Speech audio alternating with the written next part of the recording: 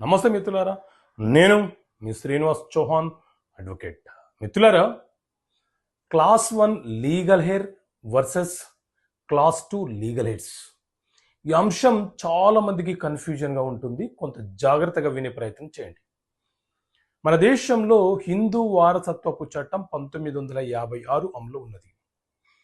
ఈ చట్టంలోని సెక్షన్ 8 మరియు 9 అండ్ 11 ఏం చెప్తున్నాయంటే,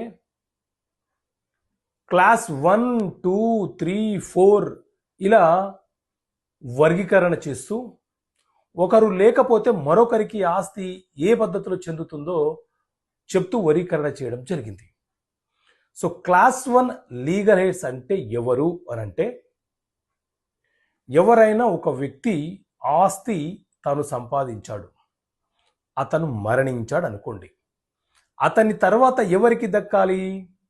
క్లాస్ 1 లీగల్ హెయిర్లో ఎవరెవరు వస్తారు అనంటే, ఆ చనిపోయిన వ్యక్తి యొక్క తల్లి, అతని యొక్క భార్య, అతని యొక్క కొడుకు మరియు కూతురు.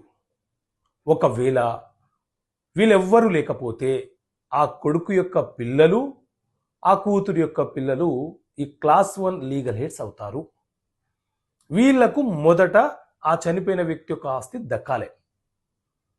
వీళ్ళెవ్వరూ లేరనుకోండి, అప్పుడు ఆ ఆస్తి సెక్షన్ 9 అండ్ 11 ప్రకారంగా క్లాస్ 2 లీగల్ హెయిర్స్కి చెందుతుంది. మరి క్లాస్ 2 లీగల్ హెయిర్స్ అంటే ఎవరు అని అంటే, ఒక వ్యక్తి పేరు మీద ఉన్న ఆస్తి అతని చనిపోతే అతని తర్వాత క్లాస్ 1 లీగల్ హెయిర్స్ లేకపోతే క్లాస్ 2 లీగల్ హెయిర్స్ ఎవరైతే ఉన్నారో వాళ్లకు చెందుతుంది. ఆ క్లాస్ 2 లీగల్ హెయిర్స్ ఎవరు అనంటే, చనిపోయిన వ్యక్తి యొక్క తండ్రి, అతని యొక్క సోదరుడు, అతని యొక్క సోదరి. వీళ్ళు లేకపోతే వీళ్ళ యొక్క పిల్లలు, వాళ్ళు క్లాస్ 2 లీగల్ హెయిర్స్ అవుతారు. ఇది క్లాస్ 1 అండ్ క్లాస్ 2. మరొక వీడియోలో క్లాస్ 3 మరియు క్లాస్ 4 గురించి కొంత వివరణ ఇచ్చే ప్రయత్నం చేస్తాను. ఓకే మిత్రులారా, థ్యాంక్ యూ. జై హింద్.